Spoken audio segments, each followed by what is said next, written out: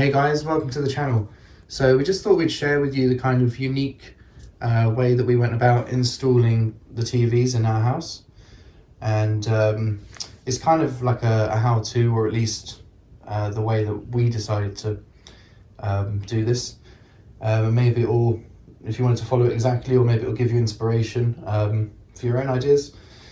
So yeah, it turned out really well. We were really pleased with the results. We did this in both the downstairs, the living room, and our bedroom as well.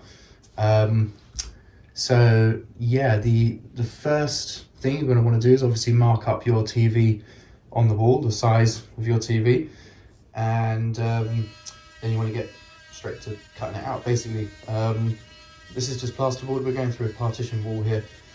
It would be much more difficult if you were doing this in an external wall or in an older property that doesn't have partition walls, or plasterboard that's stuck directly onto brick or something like that, because you wouldn't have the depth of the wall that you need to put the TV inside.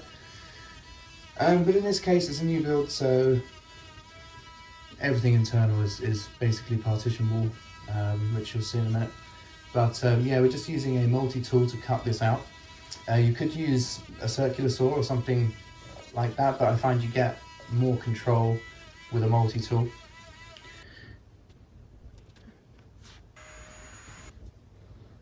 So here we're just removing the insulation, obviously. And then here I didn't plan for the TV to actually sit perfectly on that stud where we'd cut it out, where we'd marked to cut it out. It just happened that there was a stud there. But I didn't cut it out flush with the stud. As you can see, it's kind of a little bit lower. So what I've done is I've filled this is where I'm sanding this now. I filled that bottom bit so it's flush with the stud, and then took the height difference out of the top, which you'll see in a second.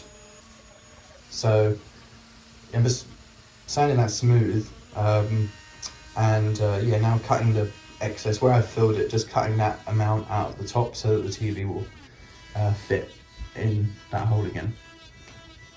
This was a bit of an oversight. I probably should have stopped cutting earlier and then realised there was a stud there and matched the cut with the height of the stud, and I wouldn't have to fill that, but whatever. It's kind of hard to estimate where studs are in a wall because you're kind of just going off of where the screws are and the height, etc. But you can't really, unless you have some fancy device, which I don't. So anyway, yeah, we're going to cut these studs out now. Really, you want to make sure that this wall isn't structural if you're doing this yourself. We know full well these walls aren't structural because they're partition walls and they're made of stud timber. But if you're doing this in an older property, you can't guarantee that the timber isn't a structural member. So just double check that. You don't want your house to fall down because you put a TV in the wall. Now we're just doing a test fit just to make sure the hole we cut is the right size.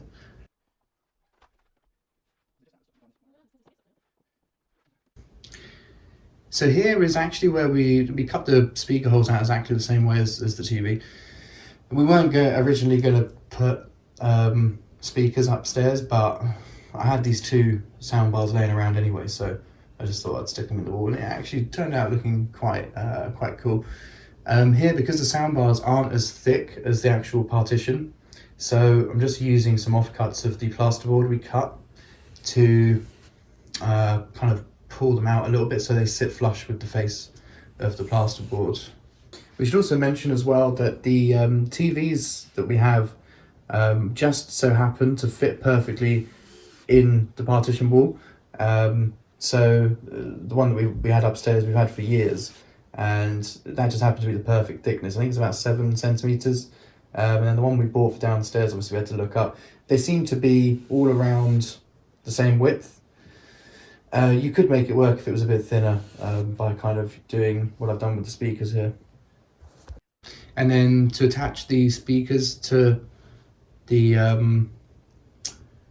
that plasterboard there, I've just used silicone sealant.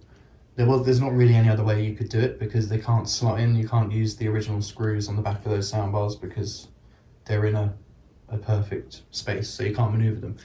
So anyway, we're doing another test fit here. The way that we mounted the TV to the wall is by using the original plate on the bottom of the TV. There's like a metal plate where the stand would normally, where the TV would normally rest on its stand. In this case, what we've done is just mark out where those are and use two kind of like 6mm heavy duty kind of screws, wood screws, to act as like feet. And so they're resting on that metal plate where the TV would normally go into the stand.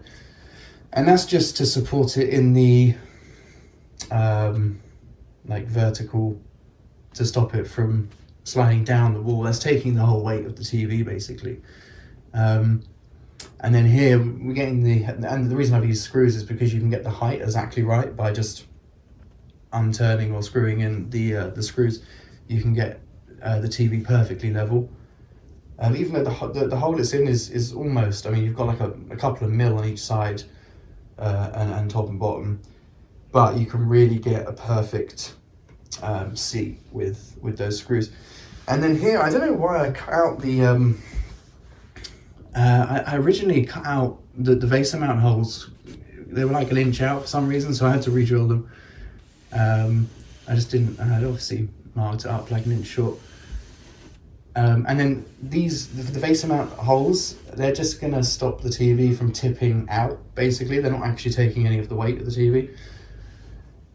And the way that I did that is, you can see here, I just got 2 pieces of wood, drilled 2 holes in them, and have the bolts go through, because obviously we put the bolts through the plasterboard. If the TV could just kind of fall straight out, it would probably be okay, but its potential as plasterboard's not particularly strong. And then for this on-off button and those USB sockets you saw as well there, exactly the same thing. You just cut them out, glue them in. I think I put silicone on them, and they sit flush with the wall. And yeah, this is the end result, guys. So I think it looks really kind of sleek and modern, and flush. And the biggest reason we did this is because this is a new build. We bought this last year, but the rooms aren't very big in new builds. And so to kind of make the room seem a lot more spacious, to open the place up, we thought if you kind of flush mount the TV, which is usually the main focal point of most rooms, then it will make the room look larger, which it does, completely, especially for the living room, which we'll cut to in a minute. But yeah, this is, most people, we bring them around, they don't even notice there's a TV in the wall as well, so it's very minimalistic as well. So this is something that, this is kind of the point we were going for. And then this is the room that backs onto it. We've got a wardrobe covering that, so all the wires, etc., you don't see them. You could potentially, put through all the wires in the wall and stuff and mount them at the bottom, maybe on like a board at the bottom, and have sort of like a shelf, and have your like set-top box, whatever you're using on the wall. But we use a computer for all of our stuff, so we didn't need that. This is the downstairs, the living room, and this one took a lot longer. That TV's quite a bit larger. This is a 65, whereas the one upstairs is 55. That one took quite a lot longer. It didn't have, because the TV's lower down in the wall, there wasn't a stud to support this, so I had to make my own stud in the wall, inside the wall at least, between the vertical studs. So I had to make my own horizontal one for the TV to sit on, using those screws that I talked about. So that took quite a lot longer. Also, there was more stud work to cut out of the wall, and yeah, there was more distance involved as well, because you'll see in a second, all of the amplifier, computer, etc., they all sit on top of the unit, which is on the back of that wall. These speakers were actually really quite cool. They're in-wall speakers, 3-way, coax, whatever. They're passive speakers. They're nothing special, but the way they mount in the wall, they've got these little feet that swing out and grab the plasterboard from behind, so they were much easier to install, and they're easy to remove as well,